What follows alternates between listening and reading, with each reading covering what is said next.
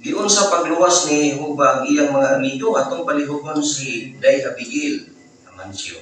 Gigamit ni Jehova ang iyang anghel aron maluwas ang iyang mga amigo ug makita ni sa hari nga kauban nila nga naglakaw-lakaw sa kalayo nga wala ni maunsa.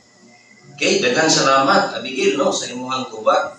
Gigamit niya ang iyang mga anghel. Tingbo na nato pakpak ha. Sa ikaduha, giun sa pagpakita ni Hananias, Misael ug Azarias nga mga amigo sila ni Jehova atong palahugon si Day GC Kimpo. Dunay duha ka beses nga gipakita nila Hananias, Misael ug Azarias nga mga amigo sila ni Jehova.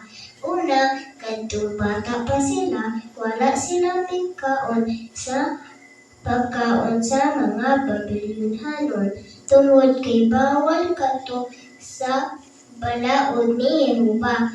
Ikaduha, wala silang miyugbo sa estatwang bulawan bisan pag sila ilabay sa nagkalayong hudno.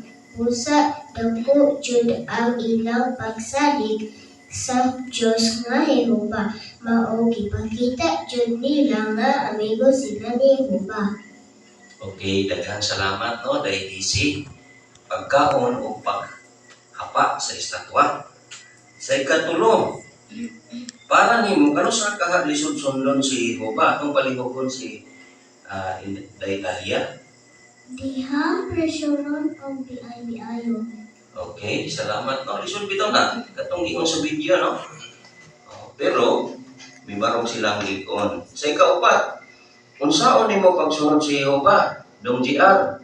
Tumanon og sundon ang balaod og sugo ni Jehova. Okay, salamat kayo. Salamat kayo ato silang